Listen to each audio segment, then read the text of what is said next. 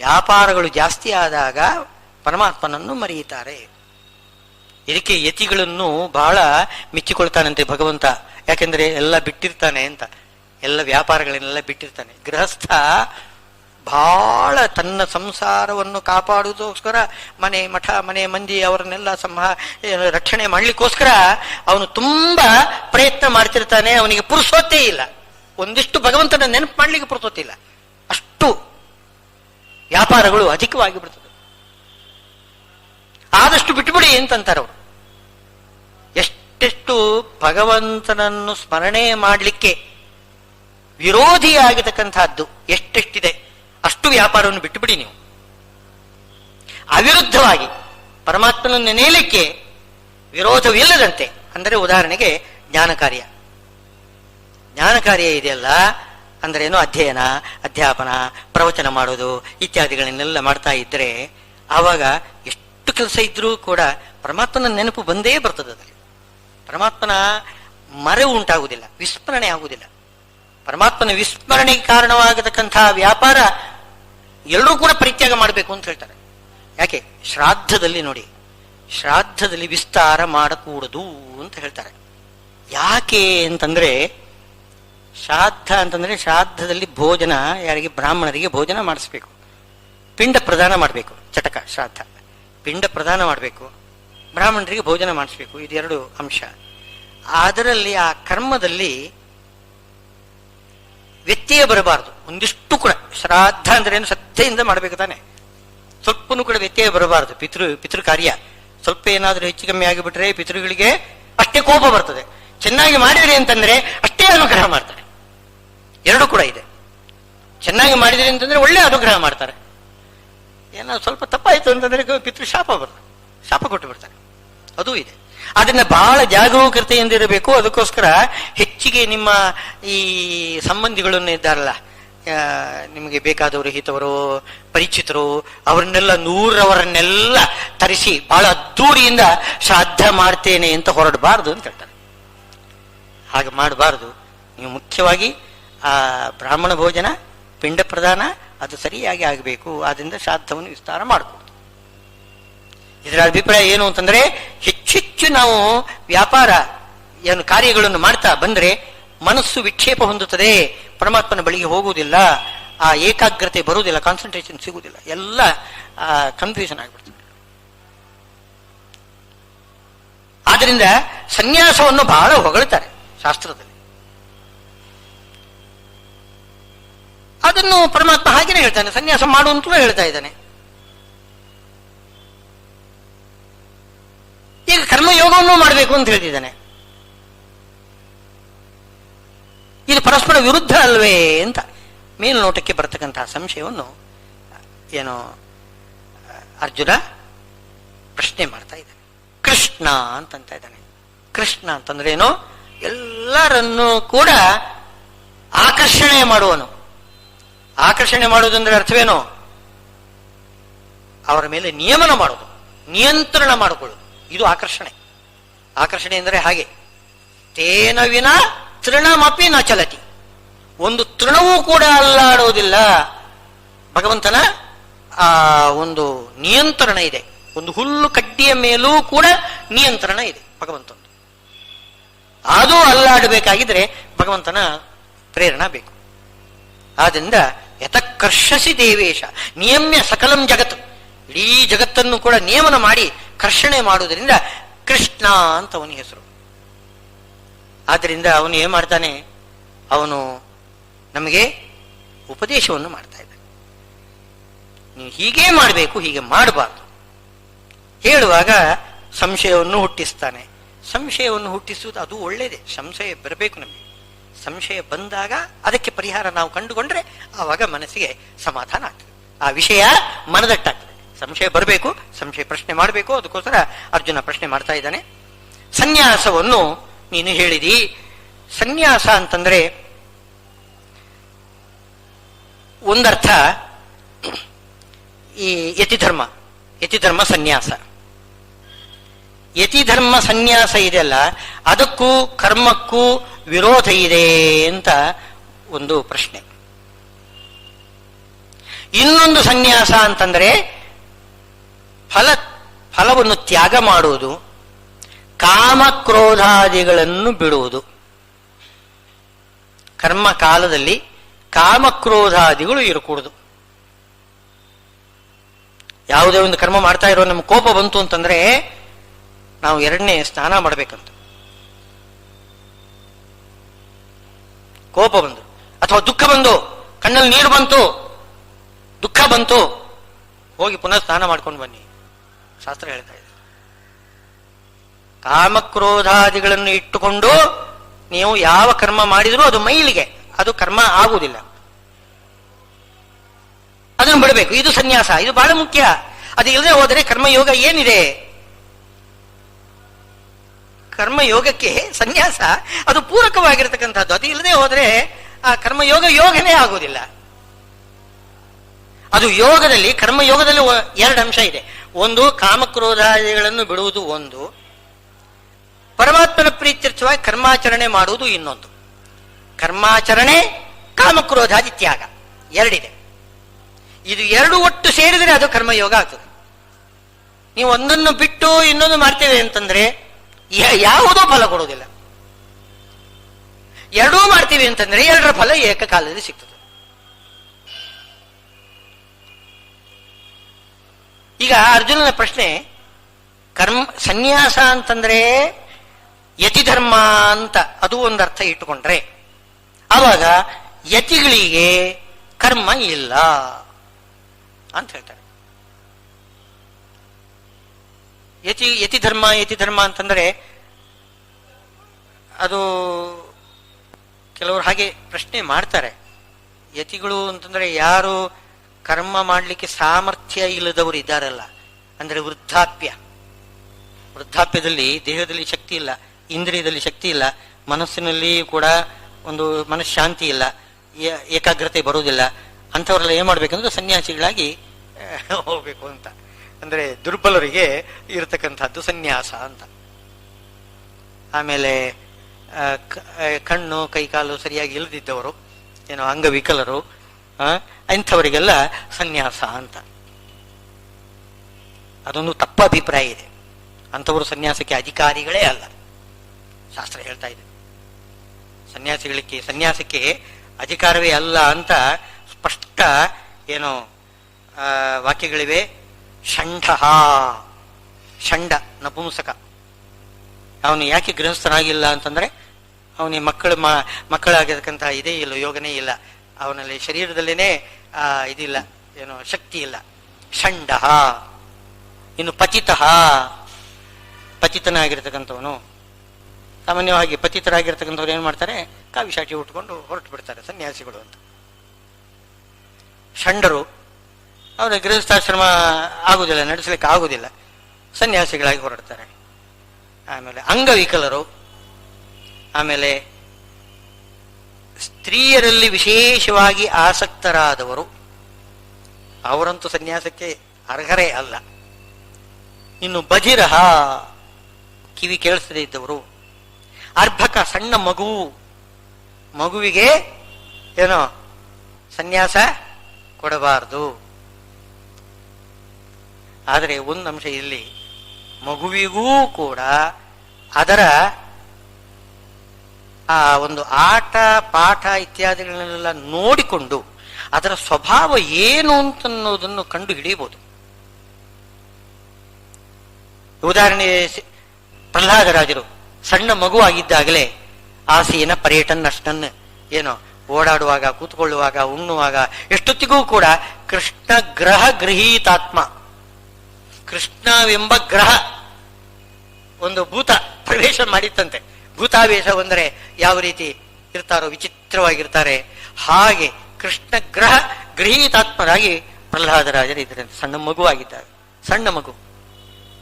ಅಂಥವರು ಇರ್ತಾರೆ. ಕೆಲವರೆಲ್ಲ ಏನು ಅಂತಂದ್ರೆ ಪೂರ್ವ ಜನ್ಮದಲ್ಲಿ ತುಂಬಾ ಸಾಧನೆ ಮಾಡಿರ್ತಕ್ಕಂಥವ್ರು ಈ ಜನ್ಮದಲ್ಲಿ ಹುಟ್ಟಿದಾರಭ್ಯ ಅವರು ಒಂದು ರೀತಿ ಆಸ್ತಿಕರಾಗಿರ್ತಾರೆ. ಸಣ್ಣ ಮಗು ಆಗಿದ್ದಾಗಲೂ ಕೂಡ ಅವ್ರ ಆಟ ಆಡೋದೇನು ಅಂತಂದ್ರೆ ದೇವರು ಪೂಜೆ ಮಾಡೋದೇ ಆಟ. ಏನಾದ್ರೂ ಒಂದು ಪ್ರತಿಮಾ ಇಡೋದು, ಗಂಟಾಮಣಿ ಆಡೋದು, ಪೂಜೆ ಮಾಡೋದು, ಇದೇ ಒಂದು ಆಟ ಅಂತ ಮಾಡ್ಕೊಳ್ತಾರೆ ಕೆಲವರು ಇದ್ದಾರೆ ಮಕ್ಕಳು.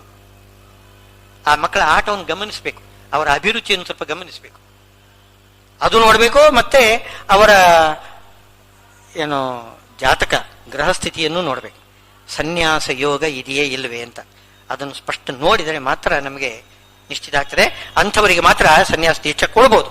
ಬಾಲ ಸನ್ಯಾಸ ಅಂತಿದೆ, ಸಣ್ಣ ಮಗುವಾಗಿದ್ದಾಗಲೂ ಕೊಡ್ತಕ್ಕಂಥದ್ದಿದೆ.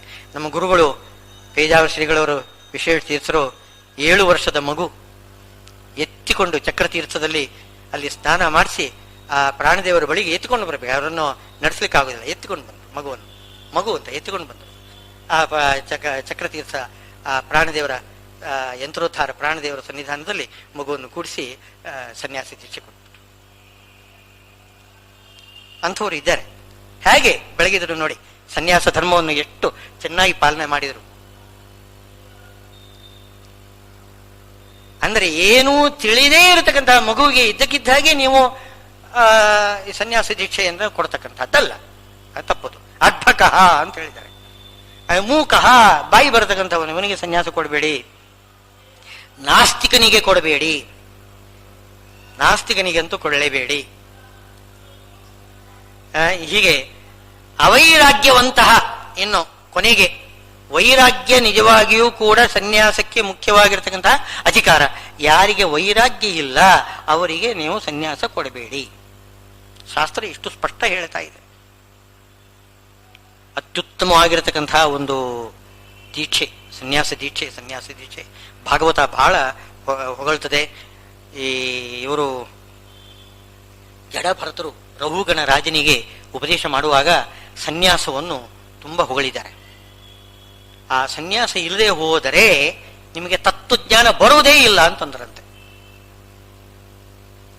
ತತ್ವಜ್ಞಾನ ಬರಬೇಕಾಗಿದ್ದರೆ ಸನ್ಯಾಸ ಬೇಕು. ನತಸ್ಯ ತತ್ವಗ್ರಹಣಾಯ ಸಾಕ್ಷಾತ್ ವರೀಸೀರಪಿ ವಾಚಸ್ಸಮಾಸನ್ ಸ್ವಪ್ನೇ ನಿರುಕ್ತ್ಯ ಗೃಹಮೇಧ ಸೌಖ್ಯಂ ನಯಸ್ಯ ಹೇಯಾನುಮಿತಂ ಸ್ವಯಂ ಸ್ಯಾತ್. ಈ ಸಾಂಸಾರಿಕ ಸುಖ ಏನಿದೆಯಲ್ಲ, ಸ್ವಪ್ನದಲ್ಲಿ ಇದ್ದ ಹಾಗೆ. ಇದು ನಿಜವಾಗಿಯೂ ಸುಖ ಸಾಧನ ಅಲ್ಲ. ಒಂದು ಕ್ಷಣ ಅದೇನು ಸುಖ ಸಾಧನ ಅಂತ ಅನಿಸ್ತದೆ, ಮುಂದಿನ ಕ್ಷಣದಲ್ಲಿ ಅದು ಸುಖ ಸಾಧನ ಅಲ್ಲ. ಒಂದು ಕ್ಷಣ ಏನೋ ಅದು ಸುಖ ಸಾಧನ ಅಂತ ಅನಿಸ್ತದೆ, ಸ್ವಪ್ನದಲ್ಲಿ ಇದ್ದ ಹಾಗೆ. ಈ ಭಾವನೆ ಇಲ್ಲದೆ ಹೋದ್ರೆ ನತಸ್ಯ ತತ್ವಗ್ರಹಣಾಯ, ತತ್ವಗ್ರಹಣ ಮಾಡಲಿಕ್ಕೆ ಅವನಿಗೆ ಆಗುದಿಲ್ಲ. ಯಾರು ಈ ರೀತಿ ಏನು ಲೌಕಿಕವಾಗಿರ್ತಕ್ಕಂತಹ ಸುಖ ಅಶಾಶ್ವತ ಕ್ಷಣಿಕ ಅಂತ ಯಾರು ತಿಳ್ಕೊಳ್ಳುವುದಿಲ್ವೋ ಅವರಿಗೆ ತತ್ವಜ್ಞಾನ ಬರೋದೇ ಇಲ್ಲ. ಅದು ಅಶಾಶ್ವತ ಕ್ಷಣಿಕ ಅಂತ ಗೊತ್ತಿದ್ರೆ ಆವಾಗ ಶಾಶ್ವತ ಸುಖ ಏನು ಅಂತ ತಿಳ್ಕೊಳ್ಳುವ ಒಂದು ಆಸೆ ಬರ್ತದೆ, ಜಿಜ್ಞಾಸ ಬರ್ತದೆ. ಆದ್ದರಿಂದ ಸನ್ಯಾಸ ಎಂಬುದು ಏನು ಜ್ಞಾನ ಗ್ರಹಣಕ್ಕೆ, ತತ್ವಜ್ಞಾನ ಸಂಪಾದನೆಗೆ ಮುಖ್ಯವಾಗಿರ್ತಕ್ಕಂತಹ ಒಂದು ಅಂಗ ಅದು. ಹಾಗೆ ಇವರು ಕೂಡ ಹೇಳ್ತಾರೆ, ಯಾರು ಸತೀದೇವಿ ದಕ್ಷ ಪ್ರಜಾಪತಿಗೆ ಇದೇ ಮಾತು ಹೇಳ್ತಾರೆ. ಅವರು ದಕ್ಷ ಪ್ರಜಾಪತಿ ಕರ್ಮಾಚರಣೆ ಮಾಡೋರು, ಅವರು ಗೃಹಸ್ಥರು. ಮಾರುದ್ರ ದೇವರು ಗೃಹಸ್ಥರಾಗಿದ್ದರೂ ಸನ್ಯಾಸಿಗಳೇ. ತೊಡೆಯಲ್ಲಿ ಸತೀದೇವಿಯನ್ನು, ಪಾರ್ವತಿ ದೇವಿಯರ ಹಿಂದಿನ ಜನ್ಮ ಸತಿ ಅಂತವರಿಗೆ ಹೆಸರು. ಸತಿಯೇ ಆಮೇಲೆ ಪಾರ್ವತಿಯಾಗಿ ಹುಡ್ತಾಳೆ. ಏನೋ ಆ ಸತೀದೇವಿ ಹೇಳ್ತಕ್ಕಂತಹ ಮಾತು, ದಕ್ಷ ಪ್ರಜಾಪತಿಯ ಕನ್ಯೆ ಸತೀದೇವಿ, ಅವಳನ್ನು ಮಹಾದೇವರಿಗೆ ಕೊಟ್ಟಿದ್ದಾನೆ ದಕ್ಷ ಪ್ರಜಾಪತಿ. ಏನೋ ಜಗಳ ಆಗಿದೆ, ಅದು ಪ್ರಸಿದ್ಧ ದಕ್ಷಯಜ್ಞ ಭಂಗ ಅಂತ ಇದೆ. ಅಲ್ಲಿ ಆ ಸಂದರ್ಭದಲ್ಲಿ ಸತೀದೇವಿ ಹೇಳ್ತಕ್ಕಂತಹ ಮಾತು, ನಮಗೆ ನಿಮ್ಮ ದಾರಿ ಬೇರೆ, ನಮ್ಮ ದಾರಿ ಬೇರೆ.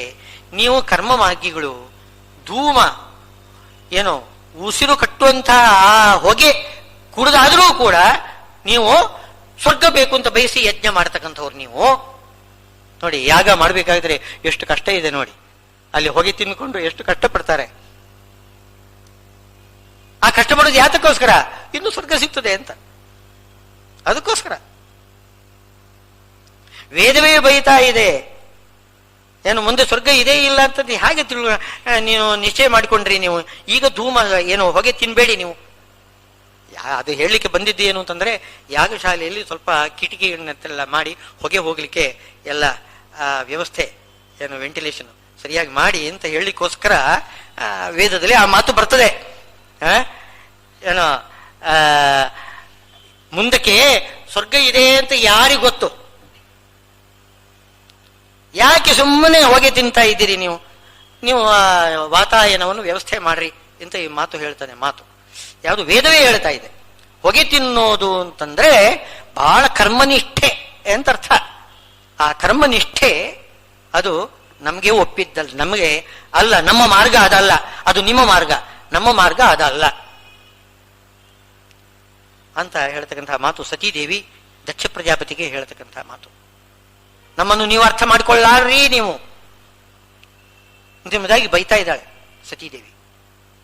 ಸನ್ಯಾಸ ಅಂದ್ರೆ ಅದು ಏನು ಅಂತಂದ್ರೆ, ಯಾವುದು ಲೌಕಿಕವಾಗಿರ್ತಕ್ಕಂಥ ಒಂದು ಫಲಕ್ಕಾಗಲಿ ಸ್ವರ್ಗಾದಿ ಫಲಕ್ಕಾಗಲಿ ಯಾಗ ಮುಂತಾದವುಗಳನ್ನು ಮಾಡದೇ ಇರುವುದು, ಅದೆಲ್ಲ ಮಾಡಕೂಡುದು ಅಂತ ಹೇಳ್ತಾರೆ. ಆ ಗೃಹಸ್ಥರು ಹಾಗಲ್ಲ, ಅವರು ಎಲ್ಲಾ ರೀತಿಯ ಕರ್ಮವನ್ನು ಮಾಡಬೇಕಾಗ್ತದೆ. ಒಂದು ಶತ್ರುವಧೆ ಆಗಬೇಕು ಅಂದರೆ ಮಾಟ ಕೃತ್ರಿಮ ಮಾಡಬೇಕು ಅಂತ ಹೇಳ್ತದೆ, ವೇದವೇ ಹೇಳ್ತಾ ಇದೆ. ಶೇನೇನ ಆಬಿತರನ್ ಯಜೇತ ಅಂತ ಹೇಳ್ತಾ ಇದೆ. ಶೇನಯಾಗ ಅಂತ ಒಂದಿದೆ, ಅದೊಂದು ಮಾಟ, ಅದು ಯಾಗ. ಅದು ಒಂದು ಯಜ್ಞ ಮಾಡಿದರೆ ಸತ್ತು ಬೀಳ್ತಾನೆ ಅವನು, ಯಾರೋ ಏನು ಶತ್ರು ಯಾವ ಉದ್ದೇಶದಿಂದ ಶೇನಯಾಗ ಮಾಡ್ತೀರಿ ಅವನು ಸತ್ತು ಬೀಳ್ತಾನೆ. ಇದನ್ನು ಈ ಮಾತನ್ನು ರಘುವಂಶದಲ್ಲಿ, ರಘುವಂಶ ಮಹಾಕಾವ್ಯ, ಅದರಲ್ಲಿ ವಸಿಷ್ಠ ಋಷಿಗಳಿಗೆ ದಿಲೀಪ ಹೇಳತಕ್ಕಂಥ ಮಾತು. ತವ ಮಂತ್ರಗತಿ ಅಂತ, ನಿನ್ನ ಮಂತ್ರದಿಂದ ಏನಾಗ್ತದೆ ಅಂತಂದ್ರೆ ದೂರ ಪ್ರಶಮಿತಾರಿಭಿ, ದೂರದಲ್ಲೇನೆ ನಾವು ಯುದ್ಧಕ್ಕೆ ಹೋಗ್ಬೇಕಾದ ಅವಶ್ಯಕತೆನೇ ಇಲ್ಲ, ಶತ್ರುಗಳು ಅಲ್ಲಲ್ಲೇನೆ ಕುಸಿದು ಬಿದ್ದಿರ್ತಾರೆ, ನಾವು ಯುದ್ಧ ಮಾಡಬೇಕಾದ ಪ್ರಸಂಗನೇ ಇಲ್ಲ. ನೀನು ಇಲ್ಲಿ ಯಜ್ಞಶಾಲೆಯಲ್ಲಿ ಒಂದು ಮಾಟ ಕೃತ್ರಿಮ ಒಂದು ಯಾಗವನ್ನು ನೀನು ಮಾಡ್ತಾ ಇದೀಯ, ಮಾಡಿದರೆ ಅಲ್ಲಿ ಶತ್ರುಗಳು ನಾಶವಾಗಿ ಬಿಡ್ತಾರೆ, ನಾವು ಯುದ್ಧ ಮಾಡುವುದೇ ಬೇಕಾಗಿಲ್ಲ, ನಮ್ಮ ಕೆಲಸ ಎಲ್ಲ ನೀನೇ ಮಾಡಿಕೊಡ್ತಾ ಇದೀಯಾ ಅಂತ ಗುರುಗಳಿಗೆ ನಮಸ್ಕಾರ ಮಾಡಿ ಹೇಳ್ತಾನೆ ಯಾರೋ ದಿಲೀಪ ವಸಿಷ್ಠರಿಗೆ. ಹಾಗೆ ಮಾಡ್ತಕ್ಕಂಥದ್ದಿದೆ. ವಸಿಷ್ಠರು, ವಿಶ್ವಾಮಿತ್ರರು ಅಂಥವರೆಲ್ಲ ಬೇಕಾದಷ್ಟು ಅಂಥದ್ದು ಮಾಡಿದ್ದಾರೆ, ಮಾಡಬಹುದು. ಇದು ಗೃಹಸ್ಥರಿಗೆ ಮಾತ್ರ ಅಧಿಕಾರ, ಗೃಹಸ್ಥರಿಗೆ ಮಾತ್ರ ಅಧಿಕಾರ. ಸನ್ಯಾಸಿಗಳಿಗೆ ಈ ಮಂತ್ರವನ್ನು ಉಚ್ಚಾರ ಮಾಡತಕ್ಕಂಥ ಅಧಿಕಾರ ಇಲ್ಲ, ಅವ್ರನ್ನ ಹೇಳಬಾರ್ದು. ಛಿಂದಿ ಭಿಂದಿ ಇತ್ಯಾದಿಗಳೆಲ್ಲ ಇರತಕ್ಕಂತಹ ವೇದ ಮಂತ್ರಗಳನ್ನು ಕೂಡ ಸನ್ಯಾಸಿಗಳು ಜಪ ಮಾಡಬಾರ್ದು, ಹಾಗೆಲ್ಲ ಹೇಳ್ತಾ ಇದ್ದಾರೆ. ಸನ್ಯಾಸಿಗಳಿಗೆ ಅದಿಲ್ಲ, ಗೃಹಸ್ಥರಿಗೆ ಇಂಥ ಎಲ್ಲ ಕರ್ಮಗಳೆಲ್ಲ ಇವೆ. ಈ ಕರ್ಮಗಳು, ಗೃಹಸ್ಥರ ಕರ್ಮ ಎಂಬುದು ಜ್ಞಾನಕ್ಕೆ ವಿರೋಧಿಯಾಗಿದೆ. ಯಾಕೆ ಅಂತಂದ್ರೆ ಅದರಲ್ಲಿ ಕಾಮಕ್ರೋಧಾದಿಗಳು ಬಂದೇ ಬರ್ತದೆ. ಈಗ ಶತ್ರುವನ್ನು ಕೊಲ್ಲಬೇಕಾಗಿದ್ರೆ ಕ್ರೋಧ ತಾನೇ, ಕ್ರೋಧ ಇರಲೇಬೇಕು ಶತ್ರುಗಳನ್ನು ಕೊಲ್ಲಬೇಕಾಗಿದ್ರೆ. ಈಗ ಅರ್ಜುನ ಅದೇ ಪ್ರಶ್ನೆ ಮಾಡ್ತಾ ಇದ್ದಾನೆ, ನಾನು ಯುದ್ಧ ಮಾಡಬೇಕು ಅಂತಂದ್ರೆ ನನಗೆ ಕ್ರೋಧ ಬರಬೇಕು, ಕ್ರೋಧದಿಂದ ತಾನೇ ಅವನನ್ನು ಹೊಡಿಬೇಕು ನಾನು. ಹಾಗೆ ಕಾಮಕ್ರೋಧ ಬಿಡಬೇಕು, ಕರ್ಮ ಮಾಡಬೇಕು, ಹೇಗೆ ನೀನು ಹೇಳ್ತಾ ಇದೀಯಾ? ಅದಕ್ಕೆ ಹಿಂದಿನ ಅಧ್ಯಾಯಗಳಲ್ಲಿ ಹೇಳಿದ್ದಾನೆ, 2ನೇ ಅಧ್ಯಾಯದಲ್ಲಿ ಎಲ್ಲ ಹೇಳಿದ್ದಾನೆ, ಆ ಕಾಮಕ್ರೋಧಾದಿಗಳು ಅವಶ್ಯಕ ಬಂದೇ ಬರ್ತದೆ, ಬಂದರೂ ಕೂಡ ಅದನ್ನು ಆದಷ್ಟು ಹತ್ತಿಕ್ಕಿಕೊಳ್ಳಬೇಕು, ನಿಗ್ರಹ ಮಾಡಿಕೊಳ್ಳಬೇಕು. ಹೇಗೆ? ಇದು ಭಗವಂತನ ಆರಾಧನೆ ಅಂತ. ಭಗವಂತನ ಆರಾಧನೆ ಎಂಬ ಅಭಿಪ್ರಾಯದಿಂದ ನೀನು ಶತ್ರುವನ್ನು ಕೊಲ್ಲುವಾಗ ಕೋಪ ಮಾಡಬೇಕಾದ ಅವಶ್ಯಕತೆನೇ ಇಲ್ಲ. ಪ್ರಾಣಿಗಳನ್ನು ಬಲಿ ಕೊಡ್ತಾರೆ ನೋಡಿ, ಪ್ರಾಣಿಗಳನ್ನು ಬಲಿ ಕೊಡುವಾಗ ದೇವತೆಗಳಿಗೆ ಪ್ರೀತಿ ಆಗಲಿ ಅಂತ ಕೊಲ್ತಾ ಇದ್ದಾನೆ ಹೊರತು ಪ್ರಾಣಿ ಮೇಲೆ ದ್ವೇಷ ಇದೆಯಾ ಇವನಿಗೆ? ದ್ವೇಷ ಏನಿಲ್ಲ, ಬಲಿ ಕೊಡ್ತಾ ಇದ್ದಾನೆ ಅವನಿಗೆ ದೇವರಿಗೆ ಪ್ರೀತಿ ಆಗಲಿ ಅಂತ. ಹಾಗೆ ಯುದ್ಧ ಮಾಡುವಾಗಲೂ ಕೂಡ ಅಲ್ಲಿ ಎದುರುಗಡೆ ನಿಂತಿರತಕ್ಕಂತಹ ಶತ್ರು ಇದನ್ನಲ್ಲ, ಅವನು ಬಲಿ ಪಶು, ಭಗವಂತನಿಗೆ ತಾನು ಸಮರ್ಪಣೆ ಮಾಡ್ತಾ ಇದ್ದೇನೆ. ಈ ರೀತಿಯಾಗಿ ಅವನನ್ನು ಶತ್ರುವನ್ನು ಕೊಂದ್ರೆ ತಪ್ಪೇನಲ್ಲ, ಕೃಷ್ಣ ಹೇಳ್ತಾ ಇದ್ದಾನೆ. ಕಾಮಕ್ರೋಧಾದಿಗಳನ್ನು ಹತ್ತಿಕ್ಕಿಕೊಳ್ಳಿಕ್ಕೆ ಸಾಧ್ಯ ಇದೆ. ಹಾಗೆ ವಿಷ್ಣು ಭಕ್ತಿಯಿಂದ, ವಿಷ್ಣು ಭಕ್ತಿ ಪೂರ್ವಕವಾಗಿ, ವಿಷ್ಣು ಪೂಜಾ ರೂಪವಾಗಿ ನೀನು ಕರ್ಮಾಚರಣೆ ಮಾಡ್ತಾ ಬಂದರೆ ಆವ ಕಾಮಕ್ರೋಧಾದಿಗಳು ತನ್ನಿಂತಾನೇ ಸಡಿಲಾಗ್ತದೆ. ಆಗಾಗ ಬರ್ತದೆ. ಎಷ್ಟೇ ಭಕ್ತಿ ಇದ್ರೂ ಕೂಡ ಕೆಲವೊಮ್ಮೆ ಏನಾಗ್ತದೆ, ಏನು ಉಪ್ಪು ಖಾರ ತಿಂದವರಿಗೆ ಕೋಪ ಅದು ಬರೋದು ಸ್ವಾಭಾವಿಕ, ಬಂದೇ ಬರ್ತದೆ, ಬರೋದಿಲ್ಲ ಅಂತ ಹೇಳಿಕ್ಕೆ ಬರೋದಿಲ್ಲ. ಅದನ್ನು ಪೂರ್ತಿ ನಿಗ್ರಹ ಮಾಡ್ಲಿಕ್ಕೆ ಆಗುವುದಿಲ್ಲ. ಆದರೂ ಕೂಡ ಕಷ್ಟಪಟ್ಟು ಅದನ್ನು ನಿಗ್ರಹ ಮಾಡಲಿಕ್ಕೆ ಬರ್ತದೆ. ನಿಗ್ರಹ ಮಾಡಿಕೊಂಡು ನೀನು ಯುದ್ಧ ಮಾಡು. ಅರ್ಜುನ ಹೇಳ್ತಾನೆ, ಹೌದಪ್ಪ ನೀನು ಹೇಳು ಸರಿ, ಅದಕ್ಕಿಂತ ಇಷ್ಟು ಕಷ್ಟಪಟ್ಟು ಏನು ಯುದ್ಧ ಮಾಡೋದಕ್ಕಿಂತ ಸನ್ಯಾಸವನ್ನೇ ಮಾಡಿಬಿಟ್ರೆ ಅದರಲ್ಲಿ ಕಾಮಕ್ರೋಧಾದಿಗಳಿಗೆ ಪ್ರಸಕ್ತಿಯೇ ಇಲ್ವಲ್ಲ. ಅಲ್ಲಿ ನೋಡಿ, ಆ ಮಾಟ ಮಂತ್ರ ಕೃತ್ರಿಮ ಅಂತಹ ಮಂತ್ರಗಳು ಕೂಡ ಹೇಳ್ಕೂಡುದು ಅಂತ ಸನ್ಯಾಸಿಗಳಿಗೆ. ಕೇವಲ ಪರಮಾತ್ಮನನ್ನೇ ಚಿಂತನೆ ಮಾಡ್ಬೇಕು. ಆವಾಗ ಕಾಮಕ್ರೋಧಗಳಿಗೆ ಒಂದು ಅವಕಾಶವೇ ಇಲ್ಲ.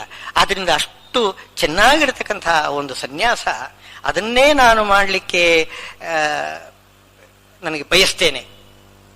ಈ ಕರ್ಮ ಬೇಡ, ಯುದ್ಧ ಕರ್ಮ ಬೇಡ, ಇದರಲ್ಲಿ ಕಾಮಕ್ರೋಧಾದಿಗಳಿಗೆ ಒಂದು ಪ್ರಸಕ್ತಿ ಇದೆ, ಅದು ಬೇಡ ಅಂತ ಇಷ್ಟವನ್ನು ಪ್ರಶ್ನೆ ಮಾಡ್ತಿದ್ದಾನೆ. ಇನ್ನೊಂದು ಪ್ರಶ್ನೆ,